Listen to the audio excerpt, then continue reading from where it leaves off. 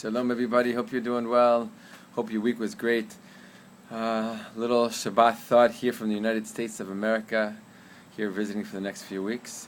And it just makes me think that, Shabbat is something that happens everywhere. It's not tied to just one place, not just tied to the land of Israel. It's everywhere. Jews have kept and do keep and will continue to keep Shabbat all over the world, every time zone. And it's an incredible thing that there's everywhere in the world, that somewhere there's at least one Jew keeping Shabbat, connecting to Shabbat, connecting to the Spirit and to the experience of Shabbat. And we learn that in the future, the Yimot HaMashiach, the times of the Messiah, the Messianic age, the times of redemption, universal peace, that Shabbat is a taste of that.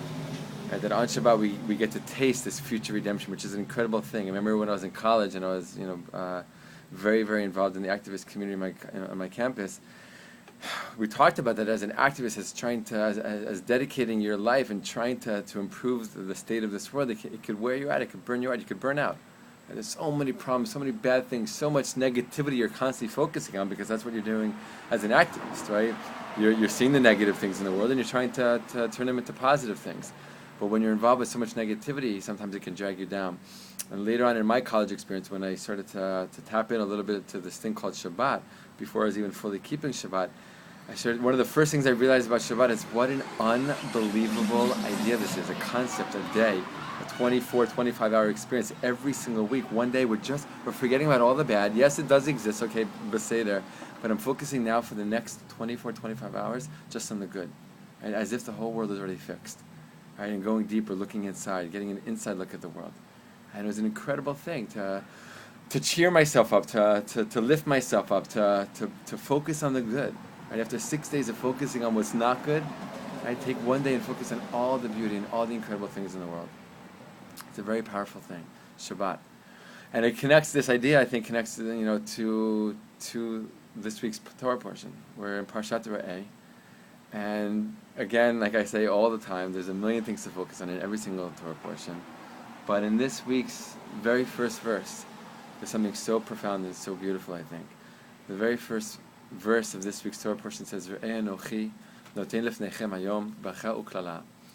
translate that as saying, look, see, perceive that I give before you today a blessing and a curse. And there's so many different ways to interpret it. There's so many different beautiful teachings that the commentators bring down. And I want to share something that came into my head just last night as I was looking at that verse again, learning about that verse again. And it goes something like this. Typically, the traditional way of looking at this verse is that, look, if you keep the directives of the Torah, so you'll get blessing. If you don't keep the directives of the Torah, there'll be a curse, God forbid. And that's kind of the general classic way of looking at it. But something popped out at me last night that was a little different. Saying, Re'eh, look, perceive. Anochi, I, but also this idea of I-ness, of me-ness, of my focus on just myself. Right? And this looking at just myself or focusing on just me, my selfishness, noten lifnechem, gives, or noten lifnechem, right, gives before you. So again, going back to the beginning of the verse, look, perceive, be aware. Anochi, when you focus just on yourself, this gives before or to all of you, hayom, right, today, bracha uklala, blessing or curse. Let's put it all together. What does it mean? It's saying when we focus just on ourselves, right? The moments that we're in a selfish space, which of course happens from time to time, every single day of our lives. But when we fall into this selfish, only think of me kind of space. So this outlook gives to us, a way of looking at the world, a perception of the world that focuses on just today, hayom, just today. And from that will come about a blessing or a curse. What does it mean? Let's put it together a little bit deeper. When we focus just on ourselves, from this approach to life could stem this focusing on just today. Right? And when we focus on just today, there's no past, there's no future, it could really cause us to fall even deeper into a deeper pitfall. Right? Of really continuing going even deeper of just selfishness, of just focusing on myself. Why? How? Because if I look at today as not connected to a past that came before, or of a future, or to a future that will come after, so then, hey, Today is today. Conquer the day. Seize the day. Just focus on me, all the pleasures, all the things that I can do for myself, all the things that I can give to me. It's disconnected. It only exists now. There is no past. There is no future. There never was. There never will be. It's just today. And if it's only today, and if it's just me, then I'm here just to experience the greatest physical pleasure, the eye pleasure, the selfish pleasure that there is in the world. Right?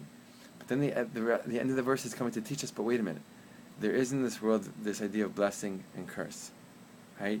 Out of this idea of focusing on the day could come blessing or curse. If I look at the world as only existing in one moment and not connected to a past or to a future, so in and of itself, that's a curse. Right? That kind of living is a curse. It goes nowhere. It doesn't go beyond yourself. It doesn't go beyond today. It's not connected to a greater story that's been built up for thousands and thousands of years of my ancestors and other people's ancestors and a whole humanity of existence. And it's not going anywhere because there's no future, there's no tomorrow. That in and of itself is the greatest curse there ever could be in the world. To be completely disattached. Be completely disattached from those people who came before me, the stories that came before me and basically formed me and brought me into existence, to not be aware of them, to not care about them, the greatest curse ever. To not think of what I'm doing today is actually going to lead to a future reality, that what I do today actually affects tomorrow, what a curse. Even if the person's not aware of it, it's such a curse. But if I approach today, if I take this I-ness, this me-ness, and see myself as part of a greater I. There's like the small I, and then there's like the big I. The small I is the selfishness that's just going to look at today. That's going to lead to a reality, a way of living and a perception of the world that's going to lead to this kind of curse we just described. But if I connect my own I-ness to the greater I-ness, to the I-ness of all of humanity, of all the world, of all the universe, and of the greatest I that ever existed and will exist, right? The I of God. Right? So I can approach today as being so connected. I look at today as not just a fleeting moment. I look at today as the next link in the chain of the story of the human beings, of my people, the Jewish people, and of all peoples. And that's the way I look at myself. I connect myself to the greater self, right? The universal self and the godly self. And I approach every single day as being like the Nitivot Shalom and many others, holy books bring this down, that there's something I'm supposed to do every single day. Every single day has a specific thing I'm supposed to do. Right? What I do today is not what I was brought here to do yesterday. And it's not what I'll be able to do tomorrow. Every day has a thing I'm able to do, to perform, to achieve, to do. Right? And if that's the way I approach life every single day, wow, what a bracha, what a blessing. That is a beautiful, beautiful, fulfilling way to live. And in and of itself, forget all the other words that can possibly come to a person. That in and of itself, the fulfillment of life, the feeling that one gets, the sense that one gets when they're living a meaningful, fulfilling life, that's the greatest blessing ever. The greatest blessing ever. And all of that, I believe, is contained in this first verse. It's all how we view the world. It's all how when we wake up, and I look at myself in the mirror, and I look at the people around me, and I look at the world around me, how do I view life? And the way I view life is going to dictate, basically, if my life, if the way I live life, and the life that I experience is going to be a blessing, God willing, or a curse, God forbid. May we all be blessed to see life and ourselves in this potentially beautiful way. Right? And may we only bring blessing into our own lives, into the people around us, into the entire world, right? And reach that day that is Yom Shikul Shabbat, the day that is Geula, that is redemption, that is fixing. The world's been fixed. And every day is like Shabbat, meaning every day we just see the good because it's all good, and it's only good. Lots of love and blessing, not from the land of Israel this time, from the United States of America, saying lots of love and blessing. Good Shabbos, Shabbat Shalom.